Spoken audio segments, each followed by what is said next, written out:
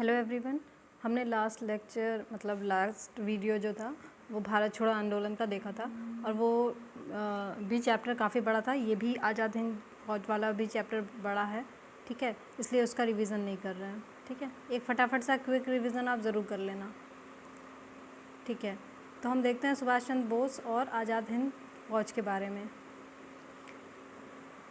सुभाष चंद्र बोस का जन्म कब हुआ था?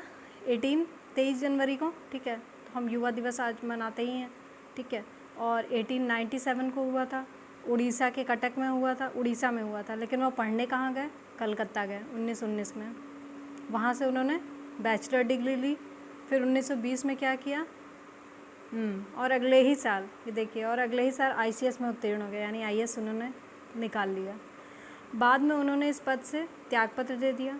उसके बाद वो 1938 और 1939 में 1938 और 39 में वो कांग्रेस के अध्यक्ष बने थे। 1939 वाला हमने देखा ही था कि कैसे गांधी जी और सुभाष चंद्र बोस जी के बीच में मतभेद होता है कार्यकारिणी समिति को लेके। और वैसे तो चुनाव में सुभाष चंद्र बोस और पट्टाभी सीतारमैया थे, लेकिन दोनों ही ना होके फाइनली डॉक्टर राजेंद्र प्रसाद बने, ठीक है, 1939 में कांग्रेस के अध्यक्ष, ठीक। तो उसके बाद उन्होंने 1939 में फाइनली वो वहाँ से चले गए और उन्होंने फॉरवर्ड ब्लॉक यानी कि फॉरवर्ड ब्लॉक बनाया। फिर फाइनली वो 1941 में जर्मनी चले गए, ठीक है। उन्होंने 1943 में आज़ाद हिंद फौज की कमान संभाली। कमान संभालना दूसरी बात है, उन्होंने गठन नहीं किया था इसका, सिर्फ कमान संभाली थी। उन्हें नेताजी के नाम से जानते हैं। जब 1938 में वो अध्यक्ष बने थे कांग्रेस के, तो उस समय जो रविन्द्रनाथ टैगोर थे उन्होंने उन्हें देश नायक की उपाधि दी थी। और महात्मा गांधी से चाहे जो भी मतभेद उनके रहे हो, जो भी उनकी आइडियोलॉजी दोनों लोग की रही हो, लेकिन तब भी उन्होंने, महात्मा गांधी ने उन्हें देशभक्तों का देशभक्त कहा था। सुभाष चंद्र बोस 3 अप्रैल 1941 को जर्मनी पहुँचे। 1941 का टाइम चल रहा है, द्वितीय विश्व युद्ध का टाइम चल रहा है और वो जर्मनी पहुंच चुके हैं। 6 माह बाद जर्मन विदेश मंत्रालय की सहायता से उन्होंने द फ्री इंडिया सेंटर का गठन किया। किसका गठन किया? द फ्री इंडिया सेंटर, जहां से वे आज़ादी के पक्ष में पर्चे छपवाते थे, भाषण देते थे।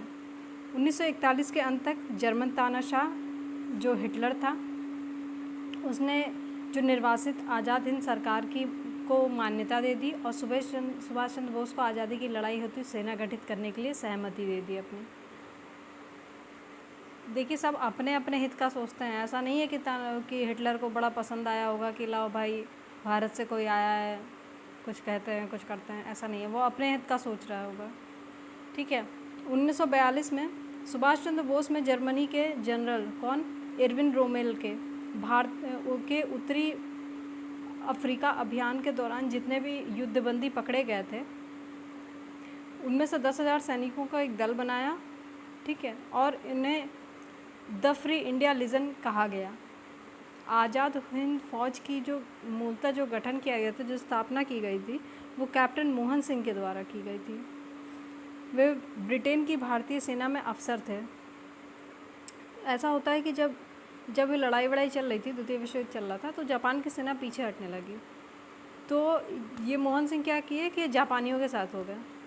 अब जापानियों ने जब भारतीय सैनिकों को मोहन सिंह के सुपुर्द कर दिया, तो वे लोग उन लोगों को आज़ाद हिंद फौज में भर्ती करने लगे।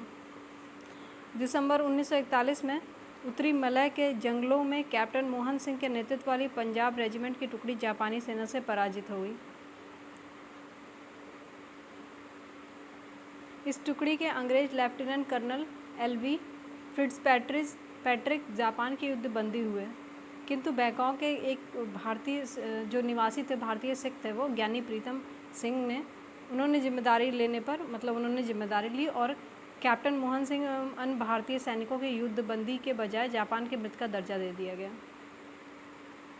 जापान के एक मेजर थे आईवाची फुजीवारा, और इन्होंने ज्ञानी प्रीतम सिंह ने कैप्टन मोहन सिंह को इंडियन नेशनल आर्मी के नेतृत्व करने के लिए उत्साहित किया कि वो भारतीयों के हित में लड़े। दिसंबर 1941 के अंत में कैप्टन मोहन सिंह इसके लिए सहमत हो गए। फिर मार्च और फरवरी यानी कि उसी टाइम पे कहीं 1942 में मोहन सिंह के नेतृत्व में इंडियन नेशनल आर्मी का गठन किया गया, जिसमें जापान के मलय अभियान के तहत पराजित जो ब्रिटिश सेना के भारतीय सैनिक थे, जो ब्रिटिश सेना में शामिल भारतीय सैनिक थे, उनको शामिल किया गया।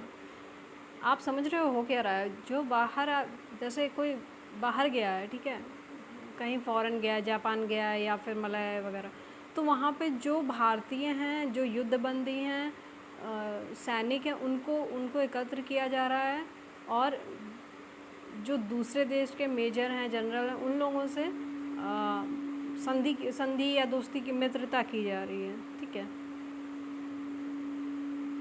स्पष्ट है कि आईएनए का विचार सूत्र ज्ञानी प्रीतम सिंह फूजीवारा ने दिया, मतलब प्रीतम सिंह और फूजीवारा ने दिया, जबकि कैप्टन मोहन सिंह ने उसे प्रथम नेतृत्व प्रदान करने का साहसिक कार्य किया। नेतृत्व किसने दिया? कैप्टन साहब ने दिया। आज़ाद हिंद फौज की पहली डिवीज़न का औपचारिक गठन। अब इसे ध्यान दें थोड़ा सा, क्योंकि यहाँ पे थोड़ी सी खिचड़ी पक सकती है अगर ध्यान नहीं दिया तो। आज़ाद हिंद फौज की जो पहली डिवीज़न थी, ठीक है, उसका औपचारिक गठन कब होता है? सितंबर 1942 को। और इसके प्रथम सेनापति कौन बनते हैं? कैप्टन मोहन सिंह बनते हैं। फिर 4 जुलाई, यानी सितंबर से पहले आता जुलाई, तो 4 जुलाई 1943 को रास बिहारी बोस ने आज़ाद हिंद फौज की कमान सुभाष चंद्र को सौंप दी। ठीक, जो जुलाई में ही सौंप दी थी उनको। और 21 अक्टूबर 1943 को सुभाष चंद्र बोस ने, अब ये दूसरी चीज़ हो गई, ये सिंगापुर की बात कर रहा है वही आज़ाद हिंद सरकार, ठीक है। तो 21 अक्टूबर 1943 को सुभाष चंद्र बोस ने सिंगापुर में स्वतंत्र भारत की अस्थायी सरकार यानी आज़ाद हिंद सरकार का गठन किया। आज़ाद हिंद फौज का गठन 4 जुलाई 1943 को सुभाष चंद्र के नेतृत्व में किया गया था। ठीक, ये एक बार दोबारा से एक बार पढ़िएगा, तब समझ में आएगा कि क्या हुआ। फौज का गठन सिंगापुर द्वीप पर किया गया था। अब सिंगापुर द्वीप क्या हुआ? सिंगापुर तब का ब्रिटिश मलय था, उसका अंग था, जो ब्रिटिशर्स के अंतर्गत ही आता था, मतलब ब्रिटिशर्स ने वहाँ भी कब्जा किया हुआ था। अब ब्रिटिश मलय में शामिल 3 भाग, इसमें 3 भाग थे। एक तो फेडरेटेड मलय था, अनफेडरेटेड मलय था, और स्टेट्स सेटलमेंट्स थे। तृतीय यानी स्टेट सेटलमेंट के अंतर्गत 4 अलग अलग क्षेत्रों को जोड़ा गया था। ये एक्स्ट्रा नॉलेज है, ले लेते हैं, क्या करना है, बस एक बार पढ़ लेते हैं। तो मलक्का था, वर्तमान में मलेशिया का एक राज्य है। डिंडिंग है, वर्तमान में मलेशिया का एक पेराक राज्य का एक ज़िला है।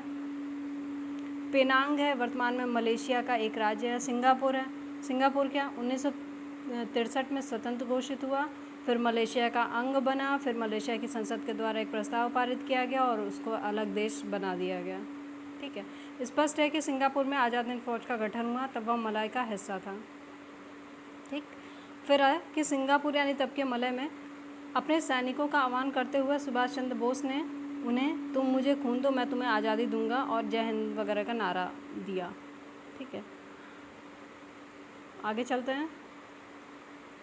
आज़ाद हिंद फौज 12 नवंबर 1945 को मतलब आज़ाद हिंद फौज दिवस मनाया जाता है 12 नवंबर 1945 को, जबकि 5 से 11 नवंबर के बीच में ये सप्ताह मनाया जाता है। अब जब आज़ाद हिंद जो सैनिक थे के जो अधिकारी थे उनको गिरफ़्तार कर लिया गया, मतलब सैनिकों और अधिकारियों को जो भी हो गिरफ़्तार कर लिया गया।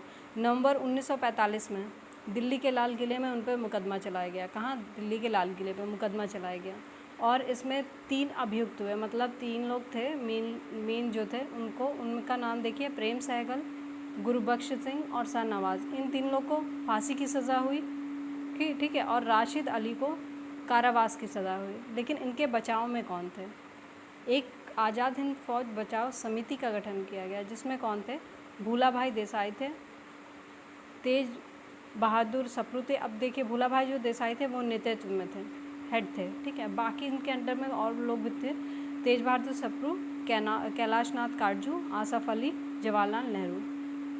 सरकार के निर्णय के विरुद्ध देश में प्रक्रिया हुई, सरकार ने इन लोगों का जो मृत्युदंड की सज़ा थी माफ़ कर दिया। उस समय वायसराय कौन थे? वेवेल थे।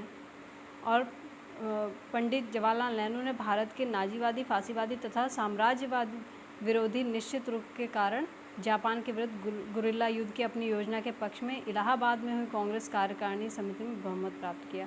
देखिए बात ये थी ना कि युद्ध चल रहा था, जापान के लिए भारत जो था वो भारत नहीं था, वो ब्रिटिश की कॉलोनी थी, तो वो उनसे युद्ध कर रहे थे, तो उनको भारत को अपने कब्ज़े में करना ही था तब, इसलिए उनके जापानियों के विरुद्ध गुरिल्ला युद्ध की नीति वगैरह की बात की जा रही है। तो पहला क्वेश्चन देते हैं, नेताजी सुभाष चंद्र का बोस कहाँ हुआ जन्म? कटक में हुआ। कटक कहाँ है? उड़ीसा। ठीक है। स्नातक कहाँ से? कलकत्ता से। फिर उसके बाद ICS की परीक्षा पास की, त्रिपुरी और हरिपुरा, मतलब हरिपुरा पहले और देन त्रिपुरी का अध्यक्ष बने। ठीक। फिर त्यागपत्र दिए, फिर जर्मनी चले गए, फॉरवर्ड ब्लॉक वगैरह बनाया, कमान संभाली आज़ाद हिंद फौज की, नेताजी कहलाए। क्वेश्चन नंबर 2, 1939 में कांग्रेस को छोड़ने के पश्चात सुभाष चंद्र बोस ने किस दल की स्थापना की थी? ये थी forward block. Question number 3, Subhash Chandra Bose ने forward block 1939। Question number 4, forward block Subhash Chandra Bose. Question number 5, INA क्या मानसिक पुत्र था? मानसिक पुत्र मतलब इसका विचार किसने दिया? तो एक तो थे ज्ञानी प्रीतम सिंह, ठीक है, और दूसरे थे मेजर आइची फूजीवारा, 2 लोग थे। ये हमने सारा पढ़ लिया है। ठीक, आगे चलते हैं। क्वेश्चन नंबर 6, INA किसके दिमाग की उपज थी? तो ये थे मोहन सिंह। स्थापना की बात कर रही है, बात भी हो रही है, मतलब सिर्फ उपज की बात नहीं है, स्थापना की भी बात है। आज़ाद हिंद फौज के विचार, ठीक है, ठीक है। क्वेश्चन नंबर 8, INA की स्थापना 1942, बाकी हमने देख लिया है। क्वेश्चन नंबर 9, आज़ाद हिंद फौज का प्रथम सेनापति मोहन सिंह भाकना। Option A. आज़ाद हिंद फौज के निर्माण की घोषणा, तो ये 21 अक्टूबर 1943। घोषणा का टाइमिंग देख लीजिए, ठीक है, 21 अक्टूबर 1943।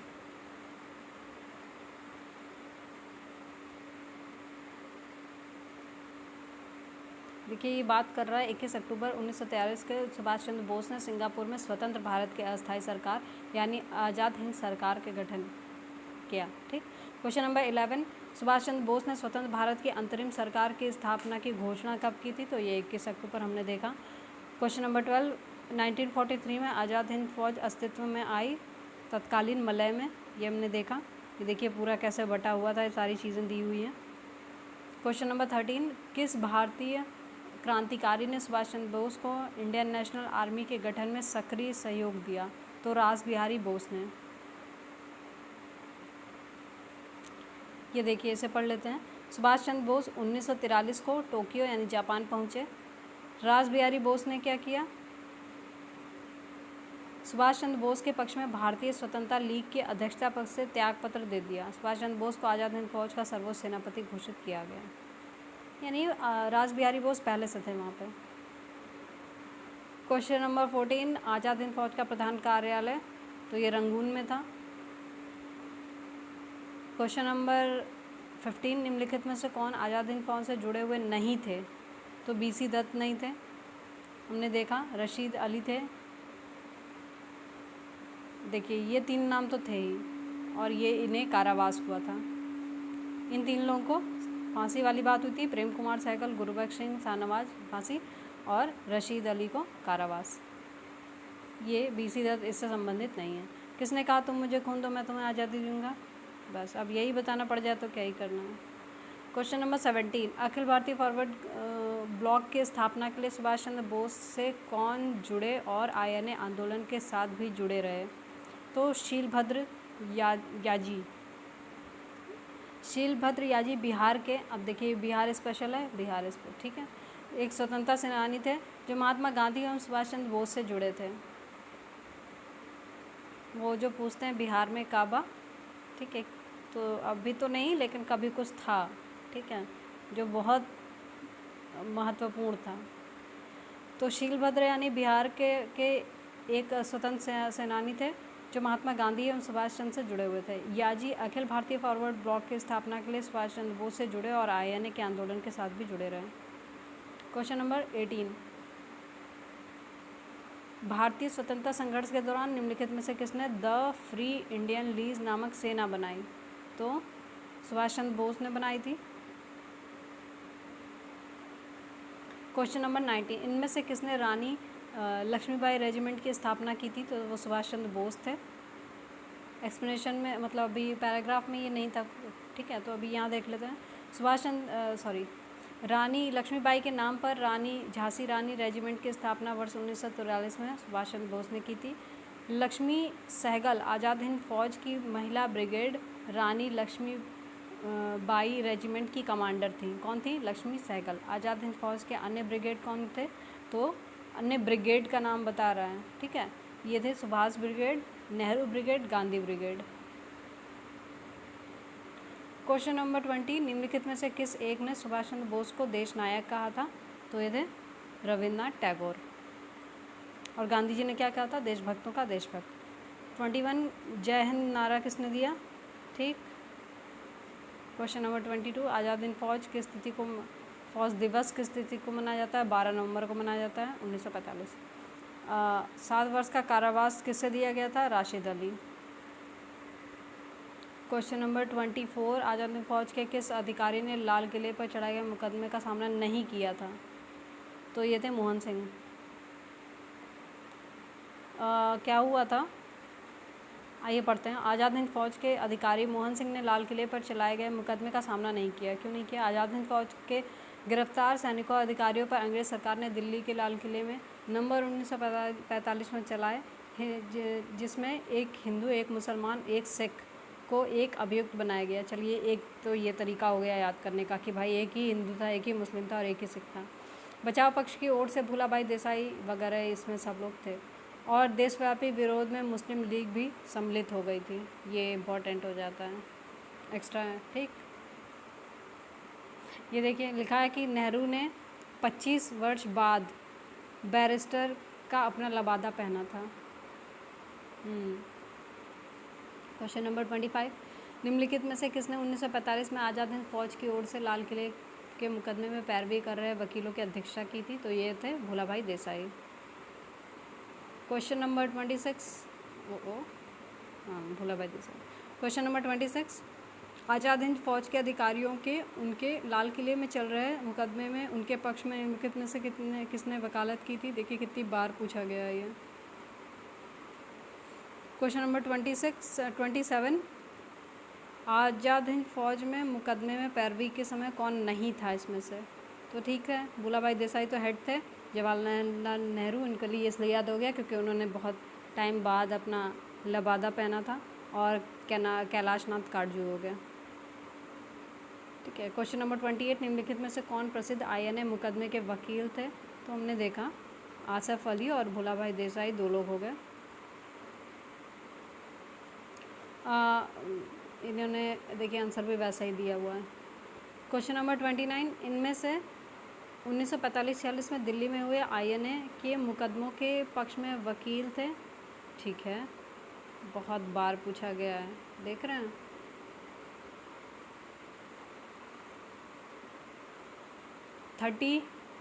दिल्ली के लाल किले में प्रसिद्ध आज़ाद हिंद फौज पर अभियोग चलाया गया 1945 में।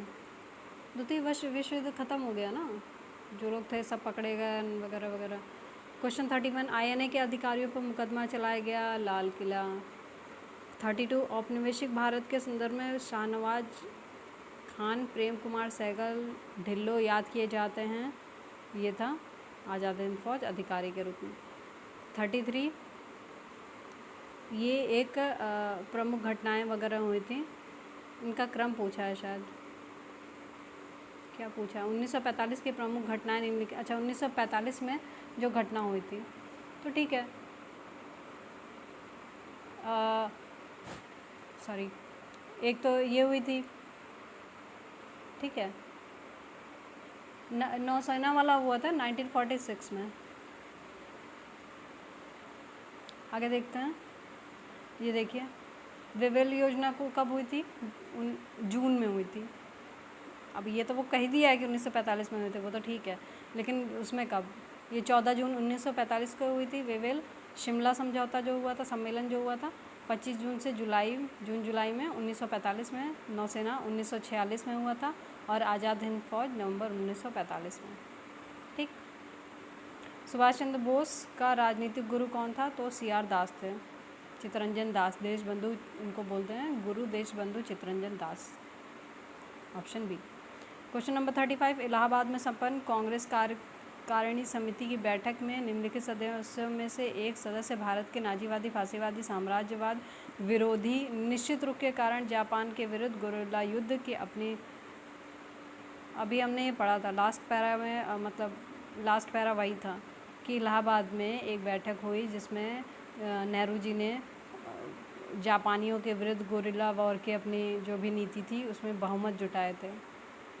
ठीक है, तो इसका ऑप्शन हो जाएगा डी। ठीक है, यहाँ पे हमारा चैप्टर कंप्लीट होता है। नेक्स्ट चैप्टर है कैबिनेट मिशन योजना। Next chapter next video. Thank you.